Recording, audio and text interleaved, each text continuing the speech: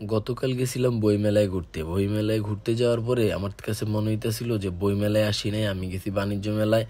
এটা কেন বললাম এটা একটু পরে বলতেছি আপনাদের। এখন বলতেছি যে মনটা ছিল ভালোই, কিন্তু সাথে সাথে আল্লাহ এমন তুফান দিছে, এমন বাতাস, সব উড়ে নিয়ে যেতেছিল। মানুষজন দাঁড়াইতে পারতেছিল না। আর বইমেলায় কোনো দাঁড়ানোর জায়গা নাই যে আপনি বৃষ্টিটা ঠেকাবেন, এমন কোনো ব্যবস্থা নাই। আপনারা দেখতেই পাচ্ছেন মোবাইলের ক্যামেরার উপরে পর্যন্ত বৃষ্টি পড়তেছে, আমি মোবাইলও রাখতে পারতেছিলাম না।